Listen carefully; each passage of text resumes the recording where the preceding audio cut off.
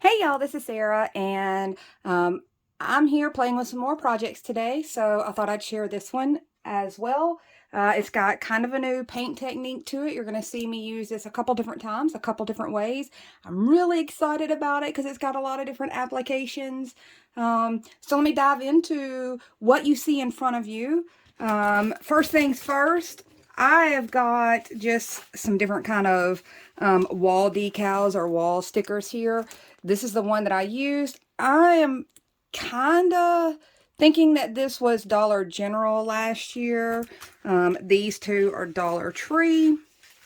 But whatever saying, if you're a Cricut user, you could do it this way. I got these really, really cheap. I remember them being less than $1.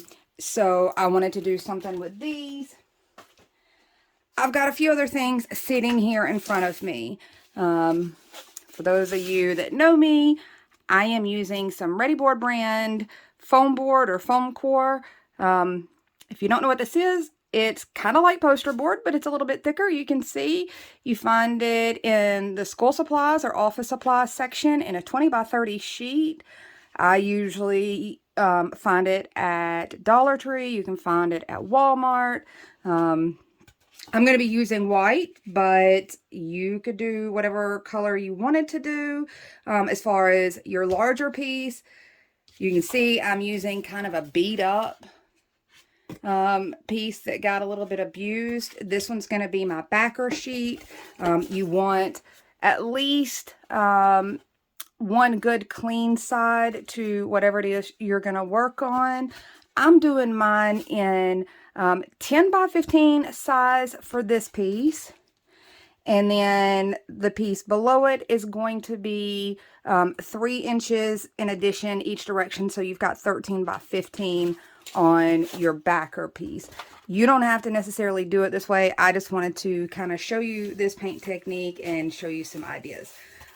Next thing you can see, I have my foam core wood strips or my faux painted wood strips. Same material. The videos for how to get the wood look are all separate as paint tutorials. I have got 2 full 30-inch long strips. They're about 1.5 inches wide. And then I grabbed a few scraps so that hopefully I can get my sides done this way. I'm pretty sure I can. And then I have one that's 1.5 inch by 30 inch, and it's just plain white, and I'm using it to kind of stack and thicken this up a little bit. Last but not least, I'm going to be using some paint. This time I'm using Waverly chalk paint in the color Hazelnut. And I'm going to be using this little Dollar Tree roller tool. You usually see them like this, but they also have the little sponges like this.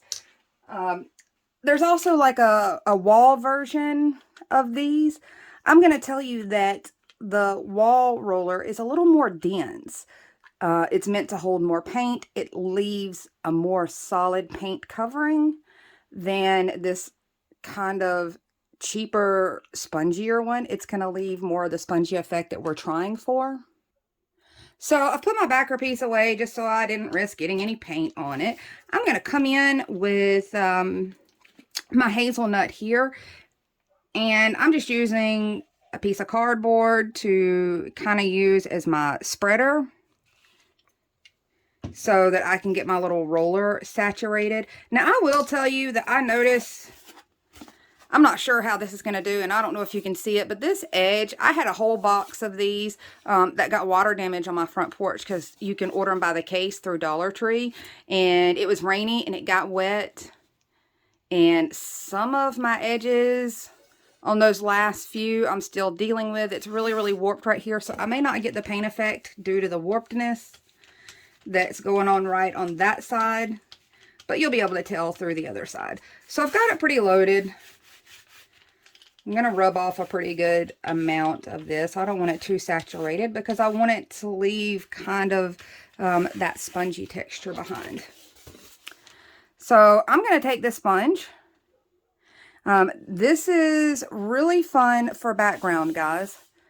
Can you see that? I'm taking that sponge And it's not too bad against that warp section, but now you can kind of see where I was talking about that they had water damage.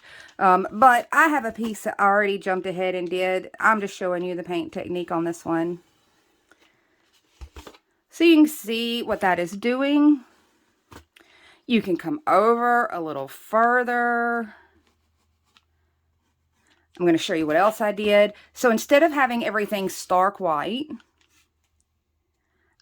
I am not really putting any pressure on this. I'm essentially laying it down and barely putting any pressure. I don't know if you guys can see. It is barely just kind of leaving a few specks behind here and there. And I'm going to set this down flat to be able to put a little more pressure on it. So I'm not doing too much there. Let me see if I can zoom in for you guys. So I'm a little bit closer for the moment. And I'm just going to move this all around. I'm not going to put a lot of pressure because you can end up, and I can show you with this one, you can end up with some kind of blobby sections, which is okay. You can blend those out. Or you can keep them and really kind of distress this up.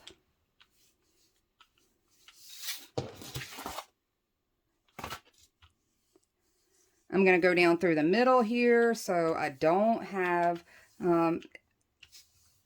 it doesn't have any like stark whiteness. And maybe you guys can see that kind of texture that it left behind there.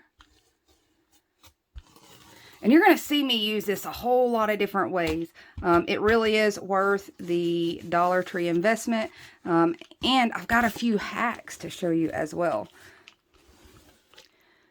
You can see one right there. I'm going to do it separately just to show this in a video or quickie video for people. Doing the edges. It usually can be such a pain to get these edges done. Look how simple that is, guys. Can you see that? That is so much simpler than most of the other methods, including sponging it. It just rolls right across and you're good. You can see that. So all of my edges are done. I've got some nice kind of faded out texture there. Hopefully you can see that. So my next step was to pick whatever saying it was that I wanted to use. I also want to show you this quick little tip. So if you're still working and you plan on doing a little more, grab yourself out a baby wipe. I keep these in my craft space. I'm going to get it the longest direction and wrap it around this thing to keep it moist. And the reason I went the longest direction was so that I could kind of just twist that off at the end. That way I can set this thing down, work on another part of this, and then still have it wet, not have to stop and wash it, and be able to go back and use it if I need it to touch up anywhere else. But I wanted to show that. I've already jumped ahead, as you can see, and I stuck down my stickers. Now, these are kind of shiny, and that's okay, because that's because I have thousands and thousands of watts of light in my space because I'm blind. But you can see from most of the angles, the shine really doesn't come out. I know the Dollar Tree ones are more of a matte finish. If you look, these don't have near the shine, if that bothers you. If you're a Cricut user, you guys can use vinyl that doesn't shine. But I've already attached all of my little stickers down here. My next step is I left this edge kind of a little bit not done so I could remember to come in and do this other part. So I'm going to come in, do that one edge there. Now, I also went over my letters.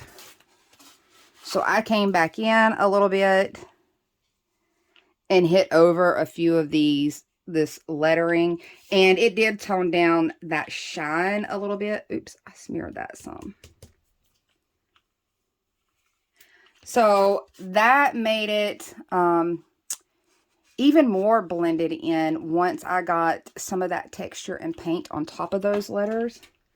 Go back in and cover this back up. That's why I said this is really, really handy if you're mid-project. I don't have a sink in my space, so I have to wash everything afterwards. Okay, now for the next step is framing this out. I've got my backer now.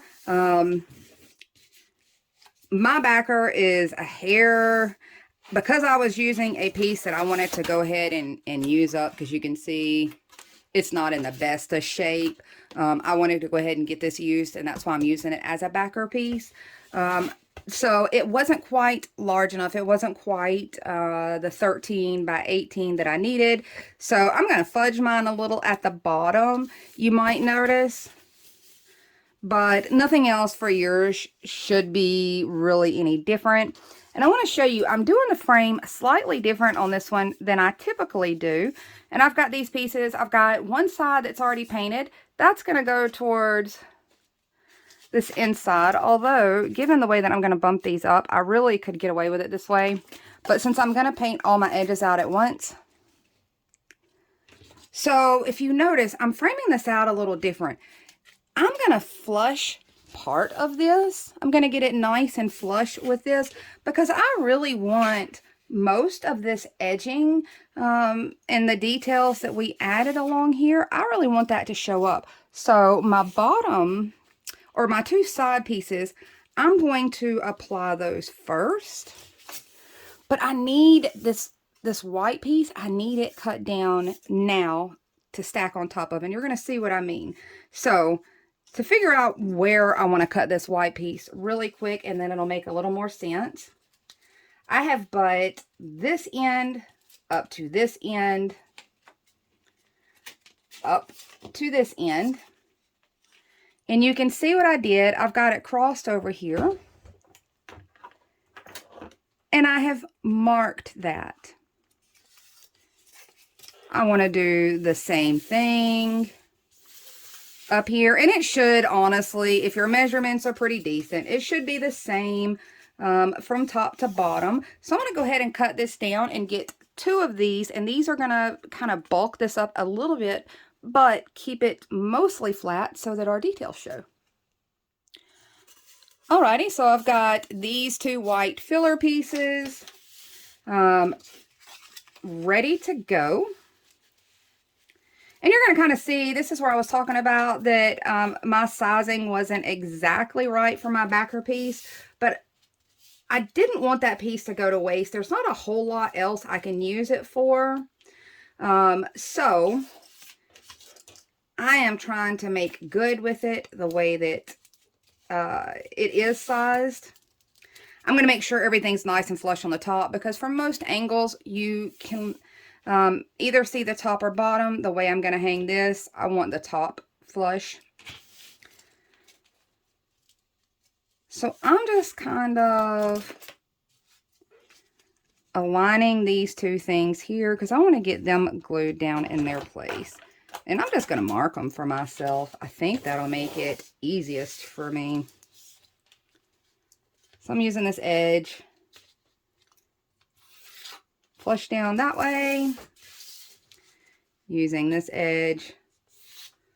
That way I don't have to sit there and try to hold everything super stiff. Really quick, while I have this opportunity, where this is peeling, and if you guys start to have this occur on pieces that you've painted as well, take a regular glue stick because it's not as moist, and moisture is part of what helps, or part of what will cause a lot of this peeling. Just take a glue stick, just a school glue stick, and the reason I say use that is it's thicker. It's got a lower moisture content, and it has a pretty quick adhesive time. So it's going to adhere and stick down pretty quickly. Now that I've got that stuck back down,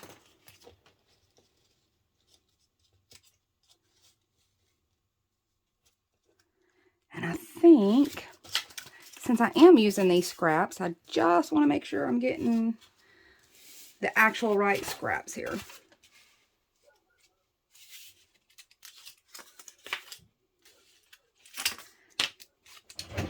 Maybe not. I feel like this one may be a little longer. This one's a little longer. So I'm going to glue this one down, and I'm going to trim that off. And like I said, these were scrap pieces, but they were pretty close to the size I needed. I am going to coat these down with just plain Dollar Tree hot glue.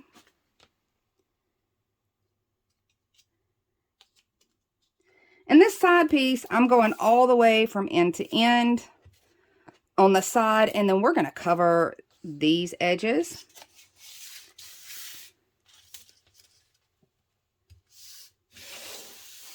And it should work out like this, where we're framing it all out this way.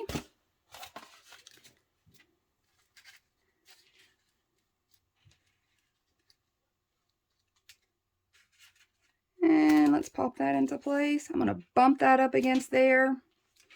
I definitely want my two sides to run flush.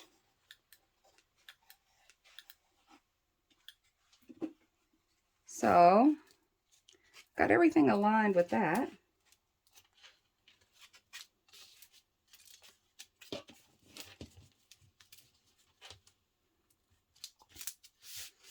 And I've got this bumped all the way against there.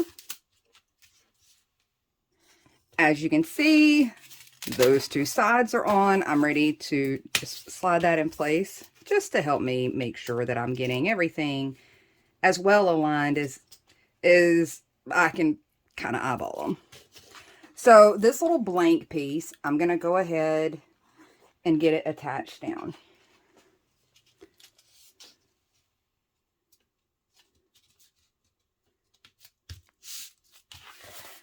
And I'm going to do the same thing down here. This is where I said that there would be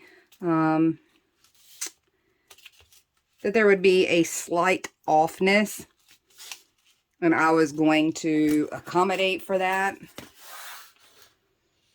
So I'm going to go ahead and glue this portion down. So let's get that one done. It's in there pretty stinking snug. Look at that. That's why I like doing it that way, opposite sides of each other. It got it in there really, really snug. So I'm just going to heavily glue the back side of my worded piece, this kind of plaque-like piece here. And I really don't even have to glue it that much, considering how snug it fit in there. Oh, I love hearing it pop in place like that. So now that that's fit, I'm going to come down and glue my bottom section in place.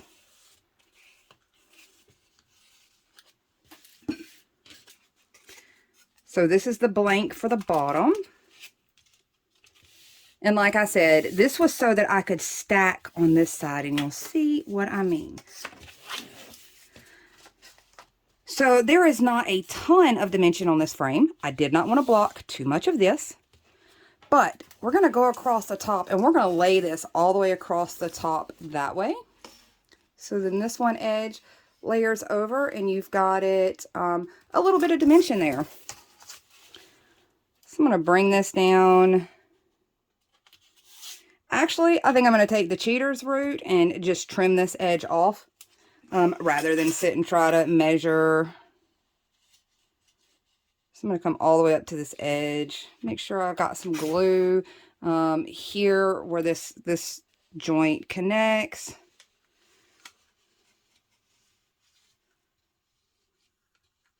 I just find it easier to sometimes apply certain pieces and then trim them down rather than cut them ahead of time, because every now and then you might get a bad cut. Your measurements might be a hair off, and you can always kind of fudge that. For instance, over here, when I trim that down, if I didn't have everything nice and flush, I could kind of maneuver some of that to help hide any spots that I didn't catch flush. So same thing on this bottom section. I'm going to go ahead and get it glued in place, and then I'm going to trim everything down. And now you see why I did that. I'm not losing really. Had I done it like we usually do and put our framework on top of that, we would have lost a lot of the detail that we put around there. But layering it this way did give me a little dimension here without losing too much. And it keeps this one super lightweight. You could pop some magnets on the back of this one and hang it on your refrigerator. As a matter of fact, I have done some of the foam core pieces on the front of my fridge. I'm not a magnet person. I don't like stuff all over my refrigerator. But I don't mind decor as long as it's attractive.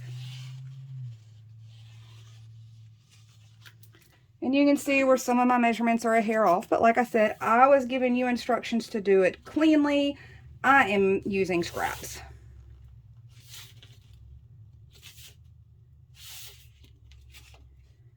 Okay, so that's where I'm at. I could always do something fun, and let me show you what I mean. If I didn't really want to cut this down, and I kind of wanted to use this and extend this piece out, looky right there. This is one of these faux 10 wall tiles that Dollar Tree carries, and they run about 12 by 12 inches. So I just want to show you this before I trim mine down. I don't really have the wall space for something quite that wide, but I did want to show you that idea before I trimmed this down. That still turns into something cute. They have some cork, like for cork boards, in sheets at Dollar Tree that you could get and turn it possibly into a cork board and put that over the top. I'm just going to come in now, grab my ruler. I'm going to trim mine down flush. You can decide if you want to add any goodies to the edge of that and leave these pieces on there and extend it out. My kitchen is 90% cabinets or windows, so don't get a lot of wall space to play with.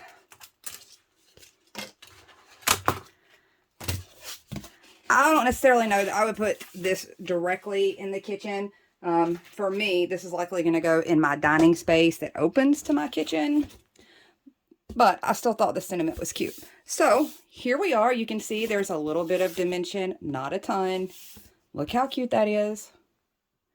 Super, super simple. Last things to do. I have got just a cut down piece of one of my Dollar Tree kitchen scrub buddy sponges. I've got some of the Waverly wax and antique that I keep nearby. I'm going to come in and hit these edges. Got a little goopy with that, so let me clean that up a hair. I got a little loaded extra crazy there, but you can kind of see how that finishes off those edges.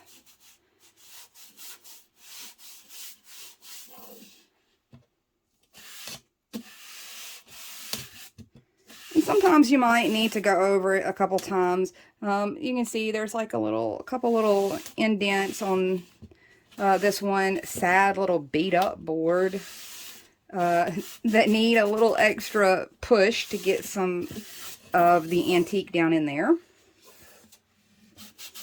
And that's really all you have to do to finish it out. I'm not going to sit here and do that all those edges, but you can see what I mean about how nice that cleans up that edge.